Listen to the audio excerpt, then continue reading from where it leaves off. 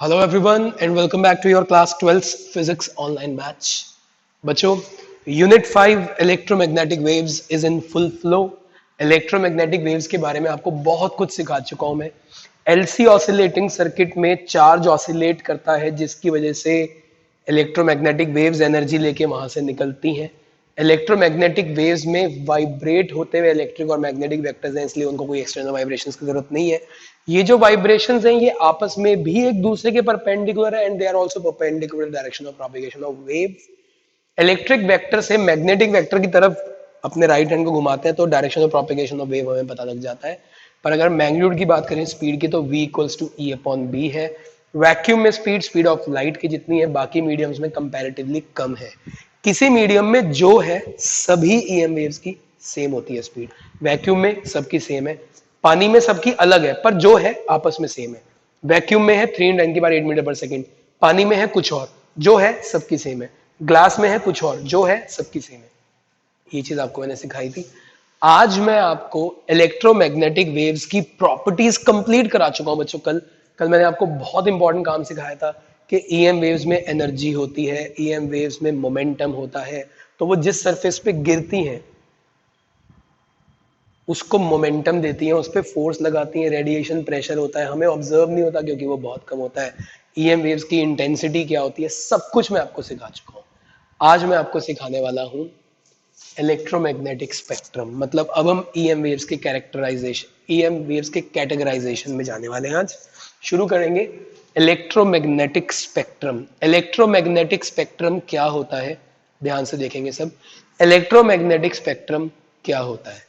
Electromagnetic spectrum is defined as an orderly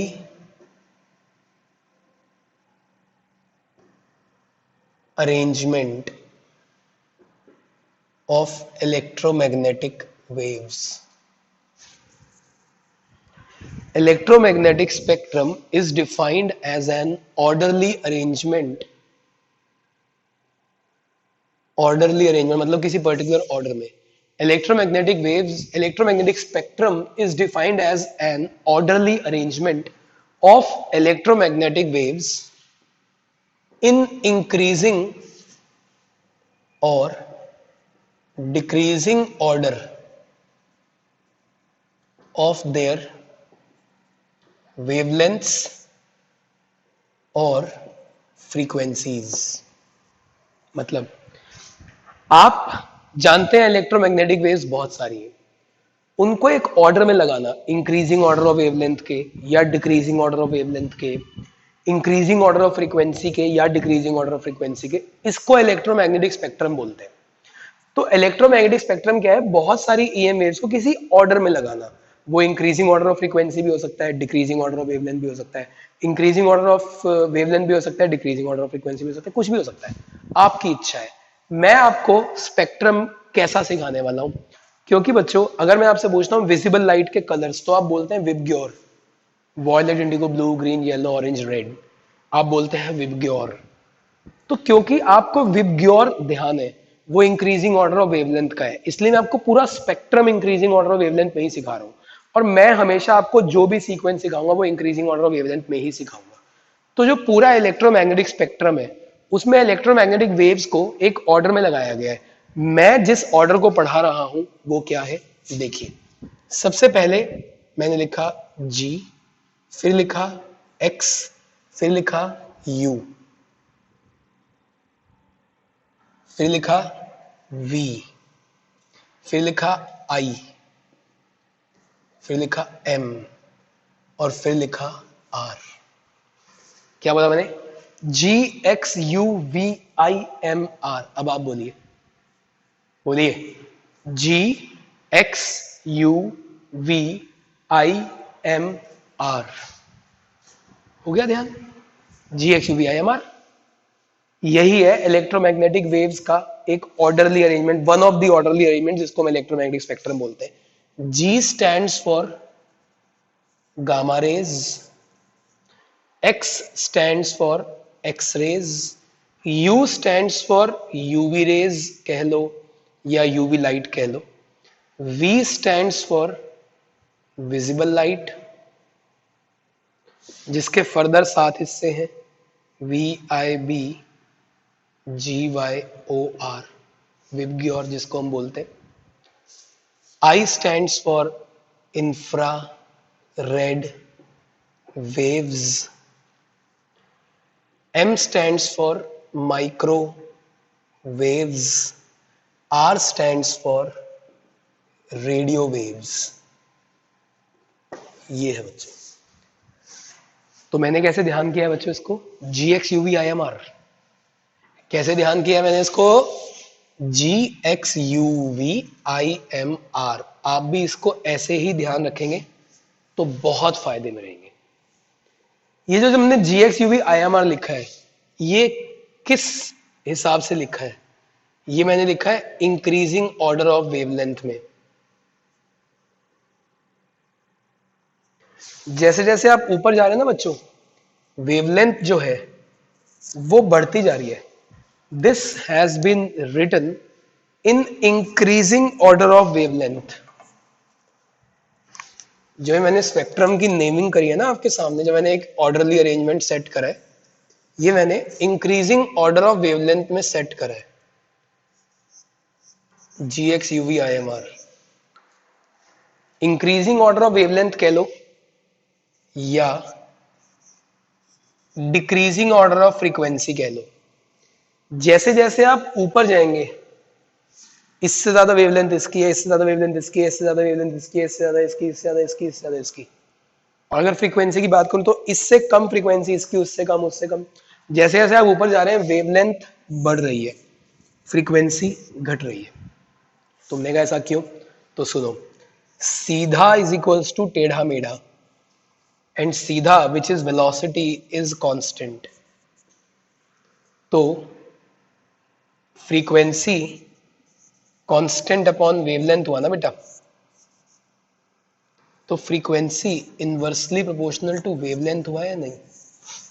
ऊपर जाने से वेवलेंथ बढ़ रही है, मतलब फ्रीक्वेंसी घट रही है।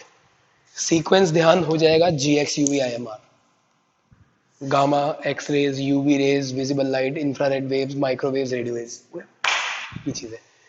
जैसे जैसे आप ऊपर जा रहे हैं वेवलेंथ बढ़ रही है, वेवलेंथ बढ़ रही है तो वेव नेचर बढ़ रहा है। वेव नेचर बढ़ रहा है, तभी आप देखिए इनको आप कह रहे हो रेज और इनको आप कह रहे हो वेव्स। तुम कहते हो सर ये भी तो इलेक्ट्रोमैग्नेटिक वेव्स है, तो आप इनको रेज क्यों बोलते हो, क्योंकि इनका वेव नेचर इतना कम है ना। तो मैंने कहते हो वेव, ये शर्म मत कहो, मैं वेव मत कहो, इन्हें शर्म आती है क्योंकि इनकी वेवलेंथ बहुत कम है, इनका वेव नेचर बहुत कम है। जितनी ज्यादा वेवलेंथ होती है वेव नेचर उतना ही ज्यादा होता है। इट्स लाइक आपने एक मिडिल क्लास बंदे को जो 50-60 हजार रुपए महीना कमाता है, आपने उसको बोल दिया अमीर आदमी हो भाई तुम, तो वो कहेगा मैं पागल है क्या, अमीर क्यों बोल रहा है मेरे को, समझे पॉइंट, समझे कि नहीं। तो कहेगा भाई अंबानी को देख कितना अमीर है वो, मुझे अमीर बोल रहा है, मुझे शर्म आ रही है, मुझे अमीर मत बोल, समझा। ये फंडा है। तो जिनकी वेवलेंथ बहुत कम है उनके नाम के साथ वेव्स नहीं लगाते क्योंकि उनका वेव नेचर बहुत कम है। जिनकी वेवलेंथ ज्यादा है उनके नाम के साथ वेव लगा देते हैं क्योंकि उनका वेव नेचर भी ज्यादा है। ये बड़ा इंपॉर्टेंट क्वेश्चन है कि EM वेव्स में कुछ हिस्से को रेज कहा जाता है, बताइए क्यों। इलेक्ट्रोमैग्नेटिक स्पेक्ट्रम में कुछ हिस्से को वेव्स ना कह के रेज कहा जाता है, क्यों, because their wavelength is too less and hence their wave nature is very less to be termed as waves. बाकी हिस्से को वेव्स कहा जाता है, क्यों, क्योंकि उसका वेव नेचर अच्छा है, वेवलेंथ अच्छा है, इसलिए। ठीक है जी। इसके बाद बच्चों आपको इन सब की वेवलेंथ याद होनी चाहिए। तुमने कहा सर हमें पता तो है कि ऊपर जा रहे तो वेवलेंथ बढ़ रही है, मैंने कहा नहीं, एग्जाम में क्वेश्चन आ जाता है इंफ्रारेड वेव्स की वेवलेंथ लिखो, याद है, तो फिर याद करनी पड़ेगी। इन सब की वेवलेंथ आपको याद करनी पड़ेगी। तो कैसे याद करेंगे इन सब की वेवलेंथ को, मेरे होते हुए टेंशन लेने की जरूरत नहीं है, बस एक बार ये बोल दो धन्यवाद तेरा, मतलब आप मेरे को बोलो धन्यवाद तेरा, क्योंकि इस ट्रिक का नाम है धन्यवाद तेरा।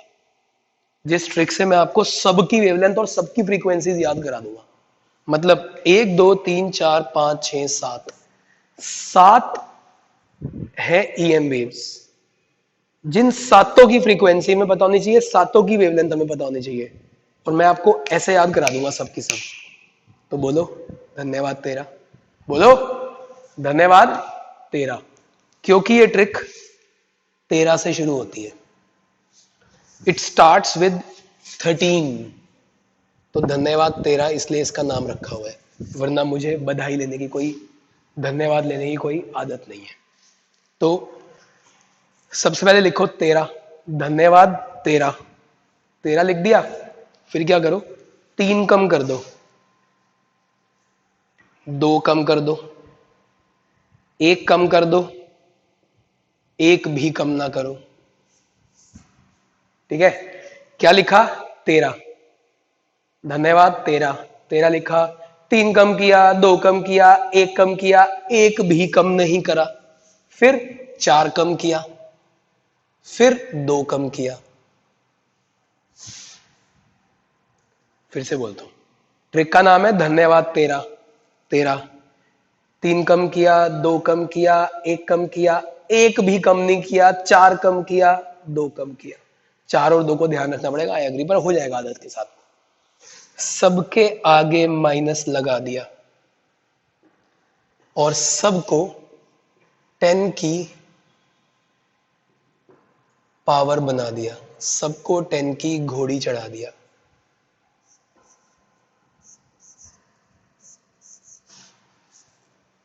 हो गया। तो 10 की पावर -13 से अब रेंजिंग करनी है। 10 की पावर -13 से 10 की पावर -10 मीटर तक गामा रेज होती हैं। 10 की पावर -10 से 10 की पावर -8 मीटर की रेंज तक यूवी रेज। यहाँ पे 10 की पावर -7, यहाँ पे भी 10 की पावर -7, यहाँ पे 10 की पावर -3, 10 की पावर -3 से 10 की पावर -1 तक माइक्रोवेव्स होती हैं, और 10 की पावर -1 से कहां तक, 10 की पावर 2 तक। ये आपको ध्यान करना पड़ेगा। ठीक है, तो मैं मानता हूं कि हाँ ये आपको याद करना पड़ा। बाकी सब के लिए धन्यवाद तेरा। तेरा लिखो, 3 कम करो, 2 कम करो, 1 कम करो, 1 भी कम ना करो, 4 कम करो, 2 कम करो, बन गया। माइनस माइनस माइनस, 10 की घोड़ी, 10 की घोड़ी, 10 की घोड़ी लगा दो, रेंजिंग कर दो, हो गया ध्यान। ये सब जो मैंने लिखा है बच्चों, ये मीटर में है। एसआई सिस्टम की तो बात करूंगा मैं आपसे। All this is in metre. इस तरीके से मैंने आपको वेवलेंथ पूरा रेंज ध्यान करा दिया। 10 की पावर -13 मीटर से 10 की पावर -10 मीटर तक की ईएम वेव्स गामा रेज में आती हैं। ये एक्स में, ये यूवी में, ये विजिबल में, ये सब। तुम कहोगे सर बड़ा घपला है इसमें।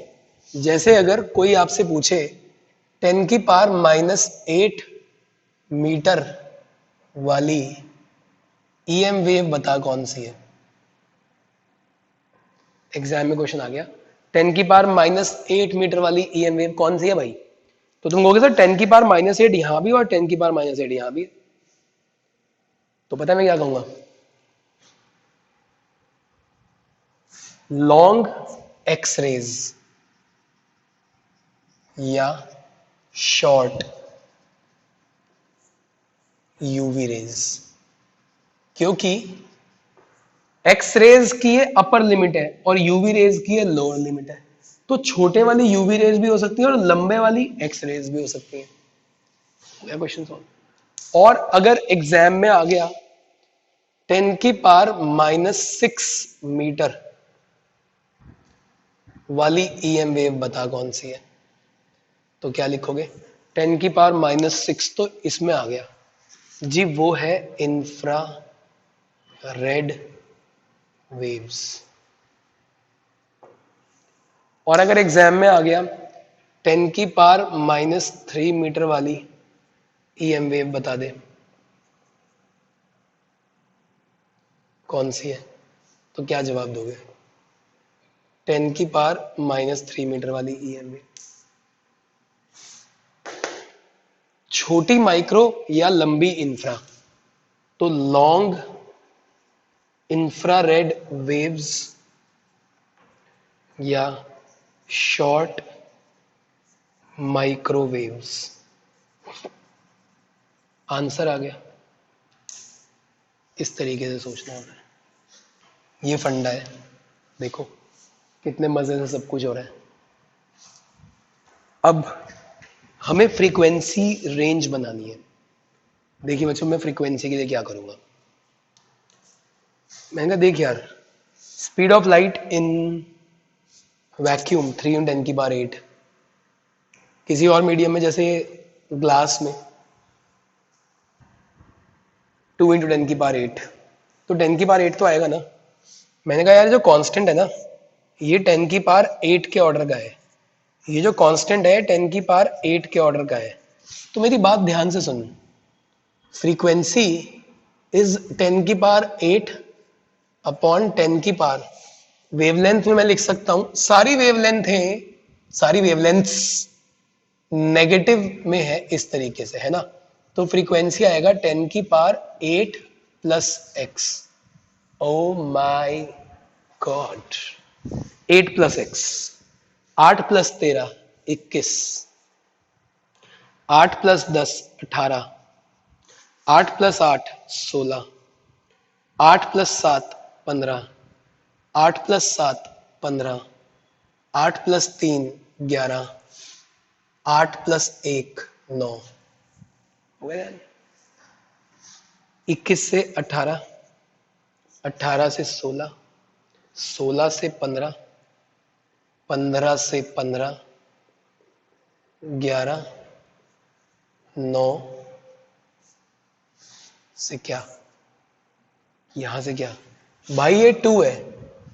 सारे माइनस थे ना, ये -7 को आपने लिख दिया 8 प्लस 7, 2 को लिखोगे 8 माइनस 2, तो 10⁶ ये है, बन गया रेंज। देख जैसे जैसे ऊपर जा रहे हैं फ्रीक्वेंसी कम होती जा रही है, कहा था ना मैंने, हो गया। तो बच्चों यहां पर आप कहोगे सर हमें ये तीनों समझ आ गए, लेकिन 10⁻⁷ में बहुत झोल है यार। 10⁻⁷ 10⁻⁷ वेवलेंथ 3 बार है, तो इसको मैं कैसे मैनेज करूंगा। तो बच्चों ध्यान से सुनो, वॉयलेट, रेड, इनकी वेवलेंथ आपको ध्यान रखनी पड़ेगी, यूज भी बहुत ज्यादा होती है। तो वॉयलेट की है 4000 एंगस्ट्रॉम, मतलब 4 × 10⁻⁻7 मीटर, और रेड की है 8000 एंगस्ट्रॉम, मतलब 8 × 10⁻⁻7 मीटर। तो अगर 10⁻⁻7 मीटर पे क्वेश्चन आया तो वो साथ में कोएफिशिएंट देगा आपको, जैसे 10⁻⁻7 मीटर के साथ कोएफिशिएंट दे दिया मैंने 2 × 10⁻⁻7 मीटर वाली ईएम वेव बता दे। तो तुम कहोगे सर 4000 से 8000 एंगस्ट्रॉम तक तो विजिबल लाइट है, उसके नीचे है ये तो अल्ट्रा वायलेट रेज है ये। और अगर मैं तुमको बोलूं कि 9 × 10⁻⁻7 मीटर वाली ईएम वेव बता दे, तो 8000 4000 से 8000 में विजिबल लाइट है, ये उससे ज्यादा है, तो ये इंफ्रारेड वेव है। बच्चों यहां पर मैं आपको कुछ और इंटरेस्टिंग चीजें बताना चाहता हूं, ध्यान से सुनना। जो ये नाम है ना अल्ट्रा वायलेट, इंफ्रारेड, ये क्यों है। सोचो, अल्ट्रा वायलेट मतलब वायलेट से भी ज्यादा,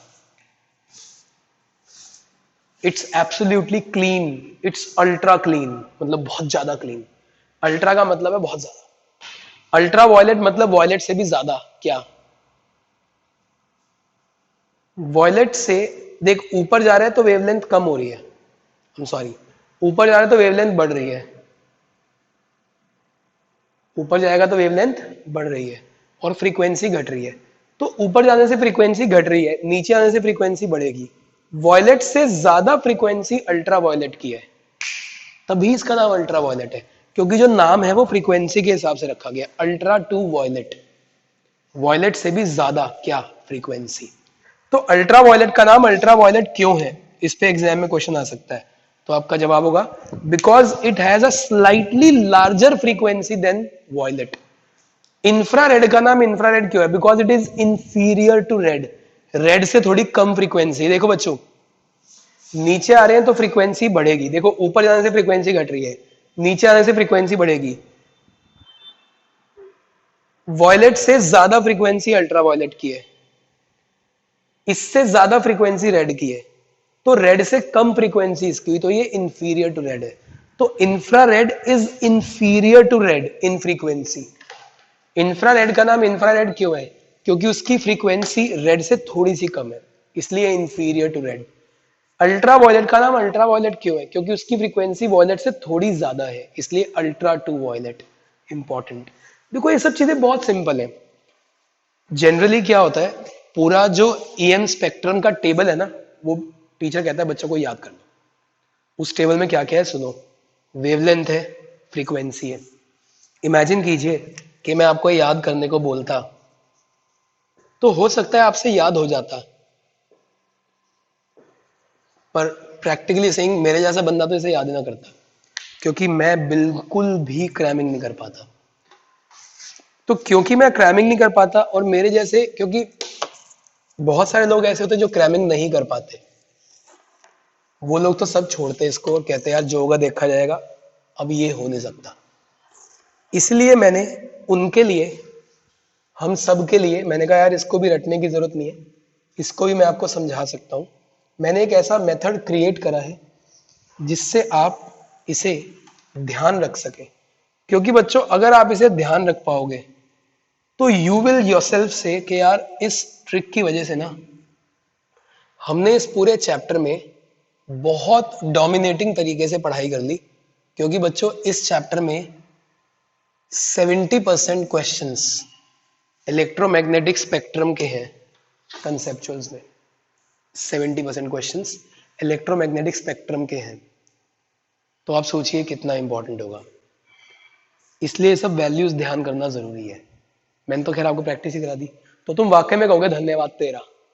तेरा लिखो, 3 कम करो, 2 कम करो, 1 भी कम ना करो, सॉरी 3 कम करो, 2 कम करो, 1 कम करो, 1 भी कम ना करो, फिर 4 कम करो, फिर 2 कम करो, सबके आगे माइनस, सबको 10 की पावर रेंजिंग बना दो। फ्रीक्वेंसीज के लिए क्या करना है बता दिया।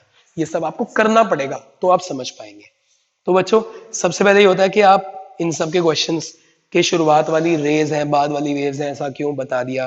अल्ट्रा वायलेट का नाम अल्ट्रा वायलेट क्यों है, इंफ्रारेड का नाम इंफ्रारेड क्यों है बता दिया। फिर इनकी वेवलेंथ्स क्या है, इनकी फ्रीक्वेंसी रेंजेस क्या हैं बता दिया। कैसे कैसे क्वेश्चंस आते हैं आपको वो भी दिखा दिया। अब आगे बढ़ूंगा और आपसे और चीजें डिस्कस करूंगा। सब लोग ध्यान से सुनना। जो अगली चीज हमको स्पेक्ट्रम के बारे में पता होनी चाहिए वो है कि ये बनती कैसे हैं, गामा रेज कैसे बनती हैं, एक्स रेज कैसे बनती हैं, यूवी रेज कैसे बनती हैं, विजिबल लाइट कैसे बनती हैं, इंफ्रारेड वेव्स कैसे बनती हैं, माइक्रो रेडियोज ये सब कैसे बनती हैं। तो बच्चों ध्यान से सुनना। हम लोग जब चार्ज को ऑसिलेट करते हैं तो इलेक्ट्रोमैग्नेटिक वेव्स बनती हैं। हम लोग चार्ज को ऑसिलेट करते हैं एलसी ऑसिलेटिंग सर्किट में। जितनी फ्रीक्वेंसी से चार्ज ऑसिलेट करता है उतनी फ्रीक्वेंसी की ईएम वेव बनती है। क्या हम इतनी हाई फ्रीक्वेंसी चार्ज को ऑसिलेट करा सकते हैं? नो। तो एलसी ऑसिलेटिंग सर्किट से ये नहीं बनती। एलसी ऑसिलेटिंग सर्किट से सबसे मिनिमम फ्रीक्वेंसी वाली वेव बनती है। वो आपसे क्वेश्चन एग्जाम में पूछ सकता है कि हम लोग एलसी ऑसिलेटिंग सर्किट से gamma rays, X rays, ultraviolet rays, infrared waves, microwaves नहीं बना सकते, बताओ क्यों।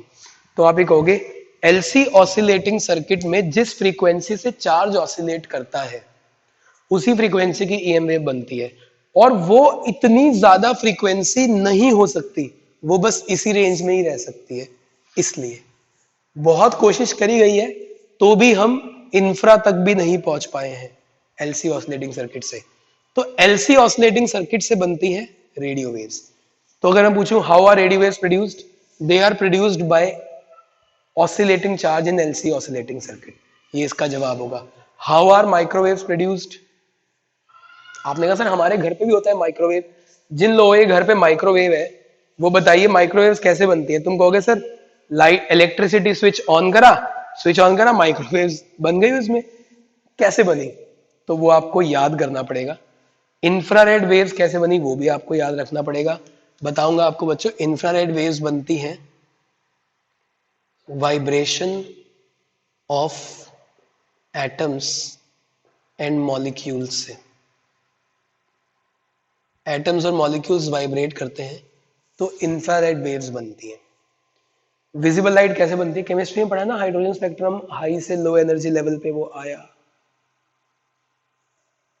When an excited electron returns from high to low energy level, तो वो फोटोन एमिट करता है विजिबल लाइट का, याद आया? To low energy level. तो विजिबल लाइट की प्रोडक्शन आपको याद करा दी मैंने, समझा दी। एलसी ऑसिलेटिंग सर्किट भी समझा दिया वहां पे क्यों है। अब यूवी रेज कैसे बनती हैं, एक्स रेज कैसे बनती हैं? बच्चों यूवी रेज कैसे बनती हैं? जो फ्लेम होता है ना, फ्लेम की बाउंड्री जो होती है वहां पर यूवी रेज होती है। तो हम ये कहेंगे, देखो जब आप देखते हो जैसे आप फ्लेम के बिल्कुल सेंटर पार्ट पे भी होती है, फ्लेम के बिल्कुल सेंटर पार्ट पे यूवी रेज होती है। इनफैक्ट आपने देखा होगा जैसे फ्लेम है उसका बीच का हिस्सा अदृश्य सा होता है, वो हमें दिखता नहीं, वॉयलेट होता है, और उसके बीच का भी कुछ ऐसा गायब सा होता है, वहां पे यूवी रेज होती है। तो यूवी रेज जो होती हैं ये स्पार्किंग में बनती हैं, स्पार्क्स में और आर्क लैंप्स में। स्पार्क्स में बनती हैं, जब वेल्डिंग हो रही होती है वहां पे यूवी रेज बनती है, हमें अजीब सा दिखता है कुछ कुछ, है ना। स्पार्क्स में बनती हैं, आर्क लैंप्स में बनती हैं, ठीक है। एक्स रेज कैसे बनती हैं? जब एक एक्साइटेड इलेक्ट्रॉन को रोक दिया जाए, एक इलेक्ट्रॉन जा रहा है बहुत तेज चलता और उसे मेटालिक शीट से रोक दिया, तो उसकी वेलोसिटी एकदम से कम हो गई, उसमें बहुत जबरदस्त रिटार्डेशन आया, एक्सेलरेटेड चार्ज हुआ, वहां बनती है। तो by stopping fast moving electrons by thin metal sheet, metal की शीट से जब हम फास्ट मूविंग इलेक्ट्रॉन को रोकते हैं तो एक्सरेज बनती है। ये काम एक्सरे ट्यूब्स में होता है। तो कुछ बच्चे लिख देते हैं X rays are produced in X ray tubes. ऐसे थोड़ी ना होता है, बताना पड़ता है उसमें हो क्या रहा है, ठीक है। गामा रेज कैसे बनती है? बच्चों अगर मैं आपको बोलूं गामा रेज, कभी आपने सुना? आप कहोगे हाँ सर न्यूक्लियर डिके में न्यूक्लियस से गामा पार्टिकल्स निकलते हैं। Exactly, gamma rays nuclear decay से बनती हैं। तो मैंने यहाँ पे बोल दिया न्यूक्लियर ओरिजिन। गामा रेज जो है वो न्यूक्लियस में से निकलती है, उनका न्यूक्लियर ओरिजिन है। तो देखो बच्चों सबके बारे में मैंने आपको बता दिया, शुरू से देखते हैं। गामा रेज न्यूक्लियर से निकलती हैं, अनस्टेबल न्यूक्लियस में से गामा रेज निकलती है, न्यूक्लियर ओरिजिन। एक्स रेज जब एक फास्ट मूविंग इलेक्ट्रॉन को सडनली रोक दिया जाए बाय थिन मेटालिक शीट, ऐसा एक्सरे ट्यूब्स में किया जाता है। यूवी रेज फ्लेम्स में से, स्पार्किंग में से, आर्क लैंप्स में से। Visible light, infrared waves, vibration of atoms and molecules से। माइक्रोवेव्स कहां बनती है? माइक्रोवेव के पीछे जो लगा हुआ होता है ना, बड़ा पतला पतला सा, उसको बोलते हैं मैग्नेट्रॉन वॉल्व। वो मैग्नेट्रॉन वॉल्व में बनती है। उनमें क्या होता है ये हमको नहीं करना है, या क्लिस्ट्रॉन वॉल्व में बनती है। तो हाँ मैं मानता हूं कि यहां पर थोड़ी सी चीजें याद करने की है। गामा रेज का ऑब्वियसली ध्यान हो गया, एक्स रेज का याद करना पड़ेगा, यूवी रेज का भी ध्यान रहेगा, विजिबल लाइट का तो ध्यान है ही, इंफ्रारेड वेव्स का ध्यान रखना पड़ेगा, माइक्रोवेव्स का भी ध्यान रखना पड़ेगा, रेडियो का भी ध्यान हो ही चुका है कि एलसी ऑसिलेटिंग सर्किट से ईएम वेव बनती है, लोएस्ट फ्रीक्वेंसी वाली ईएम वेव बनती है, रेडियो वेव्स बनती है। ये है बच्चों इलेक्ट्रोमैग्नेटिक स्पेक्ट्रम का कुछ हिस्सा। अभी एक मेजर हिस्सा आना है। तो मैंने आपको बताया ईएम स्पेक्ट्रम क्या है, किस तरीके से मैं उसको पढ़ाता हूं, उनकी वेवलेंथ रेंज क्या है, फ्रीक्वेंसी रेंज क्या है, वो बनते कैसे हैं। 5 चीजें बता दी है।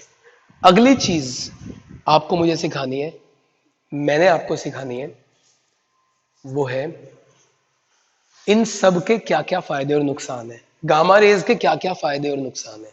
फायदे ज्यादा होते हैं, नुकसान भी थोड़े बहुत होते हैं, बताएंगे। एक्स रेज के क्या क्या फायदे हैं, क्या नुकसान है। यूवी रेज के क्या फायदे हैं, क्या नुकसान है, विजिबल लाइट के क्या फायदे हैं, क्या नुकसान है, इंफ्रारेड वेव्स के क्या फायदे हैं, क्या नुकसान है, सबके आपको एडवांटेजेस बताने हैं। तो बच्चों मैं आपको सबके एडवांटेजेस बता दूंगा तो आप सीख तो जाएंगे, पर आपको लगेगा कि सब कुछ याद करना पड़ेगा। और मैं चाहता हूं कि आपको ऐसा लगे कि इसमें कुछ ही चीजें हैं जो याद करनी पड़ रही हैं, क्योंकि बाकी सब कॉमन सेंस है।